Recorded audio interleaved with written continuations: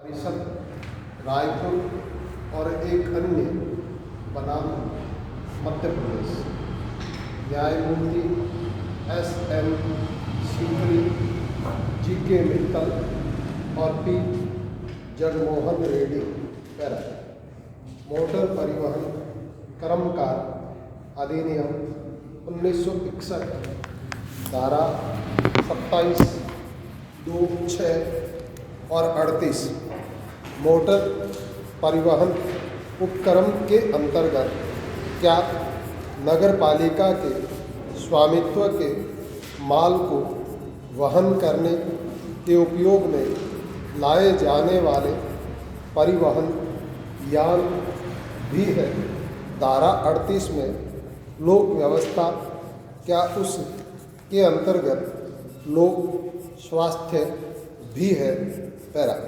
दंड प्रक्रिया संहिता 1898 धारा 243, 244 और 245 समन मामला अपराध के विवरणों का कथन किए बिना परिवाद खारिज कर देने का आदेश।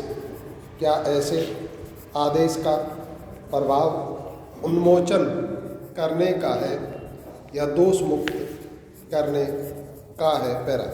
अपीलार्थी नगर पालिका परिषद के स्वामित्व में परिवहन यान थे जिनका उपयोग शहर के मल और कूड़ा करकट के परिवहन द्वारा और जल के वितरण द्वारा नगर पालिका क्षेत्र में लोक स्वास्थ्य बनाए रखने के लिए किया जाता था।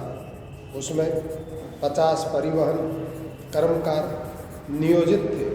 चूँकि वह मोटर परिवहन कर्मकार अधिनियम 1961 की धारा 3(1) की उपेक्षा के अनुसार रजिस्ट्रीकृत नहीं थी, इसलिए उसके विरुद्ध परिवाद दाखिल किया गया।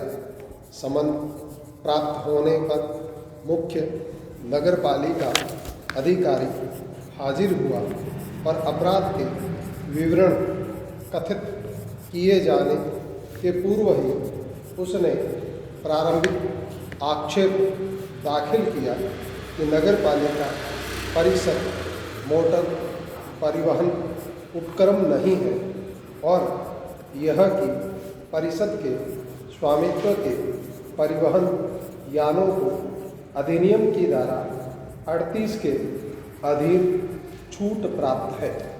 विचारण न्यायालय के परिवाद खारिज कर दिया और सेशन न्यायालय को किया गया पुनरीक्षण भी खारिज कर दिया। दंड प्रक्रिया संहिता की धारा 439 के अधीन उच्च न्यायालय को किया गया पुनरीक्षण मंजूर किया गया। पैरा। इस न्यायालय में अपील करने पर यह दलील दी गई है कि चूँकि मामला समन मामला है, इसलिए परिवाद को खारिज करने का आदेश दोष मुक्ति का आदेश है, न कि उन्मोचन का, और इसलिए दंड प्रक्रिया संहिता की धारा 417 के अधीन केवल अपील हो सकती है, न कि धारा 439 के अधीन पुनरीक्षण। पैरा। अपीलार्थी अधिनियम की धारा 2(6) में मोटर परिवहन उपक्रम पद की परिभाषा के अंतर्गत नहीं आता है और चूँकि परिवहन यानों का उपयोग लोक व्यवस्था को बनाए रखने के लिए संबंधित प्रयोजन हेतु किया जाता है, इसलिए अपीलार्थी के स्वामित्व के परिवहन यानों को अधिनियम की धारा 38 के अधीन छूट प्राप्त है। पैरा। अभी निर्धारित चूँकि परिवाद किसी कार्रवाई के लिए जाने से पूर्व ही खारिज कर दिया। अपीलार्थी गण की ओर से धारा 2 ख में मोटर परिवहन उपक्रम पद के अंतर्गत मोटर यान अधिनियम 1939 में यथा परिभाषित प्राइवेट वाहक भी है पाई। पैरा अपीलार्थी प्राइवेट वाहक की परिभाषा में इस कारण से भी आते हैं क्योंकि अपीलार्थियों के स्वामित्व में परिवहन यान भी हैं और वे उनका उपयोग केवल माल वहन करने के लिए करते हैं। पाई।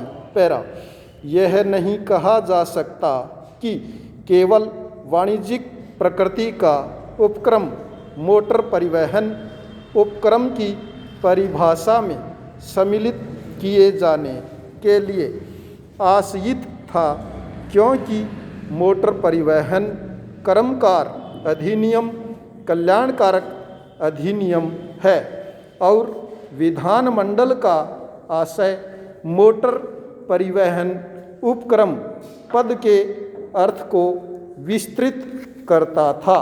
इसलिए इस अधिनियमिति का अर्थान्वयन यथार्थ नहीं किया जाना चाहिए। पाई। परिभाषा के शब्द स्पष्ट हैं और वे किसी भी परिसीमा के अधीन किए जाने के योग्य नहीं है और धारा 38 जो कतिपय परिवहन यानों को छूट देती है इस आधार पर आदृत है कि कोई ऐसा प्राइवेट वाहक भी जो ऐसे क्रियाकलाप करता है जो वाणिज्यिक प्रकृति के नहीं हैं मोटर परिवहन उपक्रम पद के अंतर्गत आएगा। पाई। पैरा धारा 38 में लोक व्यवस्था शब्दों से लोक शांति और प्रशांति अभिप्रेत है और इसके अंतर्गत लोक स्वास्थ्य नहीं आता है। पाई। इसलिए धारा 38 के अधीन छूट नहीं दी जा सकती है। पाई। पैरा रमेश थापर बनाम मद्रास राज्य MCR 594 स्पष्ट किया गया। पाई। दांडिक अपीली अधिकारिता 1967 की संख्या 163 वाली दांडिक अपील। पाई। स्टॉप।